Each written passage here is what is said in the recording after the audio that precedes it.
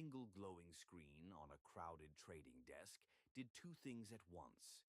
It made markets move faster, and it made one man unimaginably rich. Before he was a mayor, before he was a household name, Michael Bloomberg built a machine that turned information into money, and then turned that money into power. He didn't start as a celebrity. He grew up in a middle-class family outside Boston, worked his way into Johns Hopkins, then got his MBA from Harvard in the 1960s. His first big job was at Salomon Brothers, an old-line Wall Street firm where the air smelled like paper, coffee, and adrenaline. He was a quick study and he made partner, but his real edge wasn't schmoozing clients. It was seeing how the messy guts of the market could be translated into clean, usable data. By the late 1970s, Salomon stuck him in charge of their in-house technology and information systems, which many partners saw as a backwater. He didn't. He remembered the scramble traders went through to find accurate bond prices, how everyone was calling each other, scribbling on notepads, trying to make sense of a market with no central place to look. He started imagining something better-lived data, historical trends, and instant analysis, all in one place, built for someone with seconds to spare. Then came the break that didn't look like a break. In 1981, after a merger reshuffled Salomon's leadership, Bloomberg got fired. It was a hard shove out the door, softened by a severance check of around $10 million. He was 39, with a family, a sharp mind, and a rare mix of Wall Street grit and tech curiosity. Instead of taking another bank job, he took a risk most people in that world didn't. He started a company from scratch. He called it Innovative Market Systems because that's exactly what he wanted to build. A small team crowded into a humble office, working long days on a machine that could pull in market data, clean it, and let users slice it every which way, fast. The first customers weren't traders in a pit. They were early believers who saw the promise in having not just quotes, but context. You didn't buy the box, you leased it, so the service would improve and the relationship would stick. The hardest place to get reliable, timely information back then was the bond market, which was where the real money flowed. Stocks had tickers and public prints. Bonds lived in a fog. That's where Bloomberg pushed first. He gave bond traders live prices, yield curves, and tools to value thinly traded securities. In a world where not knowing cost you millions, that was oxygen. A milestone came when a major brokerage agreed to install the system across its desks and put serious money into the company. It wasn't just a sale, it was validation. The deal also came with strings limits on who else could buy the product for a time, but that early show of confidence kept the lights on and the team building. And every month, as terminals went out, the leasing model started to look like a printing press for recurring revenue. The machine itself was distinct, a sturdy terminal, a keyboard with color-coded keys, and a screen that, even in its earliest forms, felt like a cockpit. You'd hit a yellow market key, tap in a ticker, and suddenly you weren't guessing anymore, you were seeing. The interface wasn't pretty, but it was fast, and when a trader needed help, there was a human on the other end who understood the difference between a treasury bill and a mortgage-backed security and could write a custom function on the fly. Then came October 1987, when markets crashed and phones melted. On that kind of day, slow data is expensive.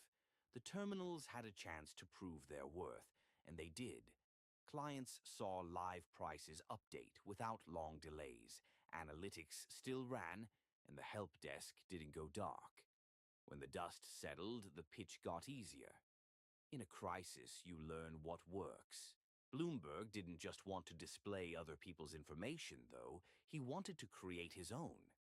In 1990, he launched a news division under a strict code that prized speed, accuracy, and a laser focus on what moved markets. Reporters weren't writing essays for Sunday readers. They were dropping numbers and facts that fed directly into the machine on traders' desks. That made the terminal even stickier.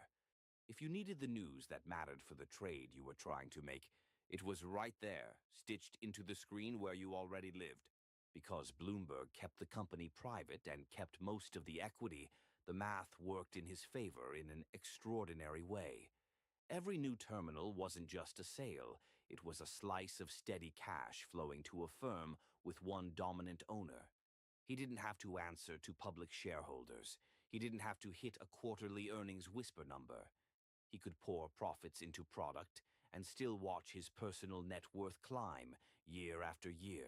In 2001, he took that option. He'd always been a Democrat, but New York's ballot lines were crowded and the Republican slot was open. So he switched and ran for mayor as a business executive with no electoral past. At first, almost no one thought he could win. He was a rich guy with ads and a slogan, up against seasoned politicians who knew every ward leader by name. He walked into City Hall with a basic promise: run the place like a system. He'd done it before with steel and software. Now he'd try it with potholes, schools, and public health. He took a $1 salary and put his company into a blind trust, staying the owner but stepping back from its day-to-day. He filled his administration with technocrats and private sector talent, people comfortable with targets and timetables. While he governed, the machine he built kept humming. Terminal subscriptions renewed. New desks opened in Europe and Asia. Bloomberg News grew from a niche wire into a global newsroom with television and magazines, and later acquired Businessweek at the bottom of the recession. He wasn't running it day to day, and his company had rules to avoid conflicts over covering the mayor. But those thousands of recurring contracts sent the same result back to his balance sheet every month. He walked back into the bullpen in early 2014 the way only a founder can, nodding to familiar faces, reading the boards, asking for numbers.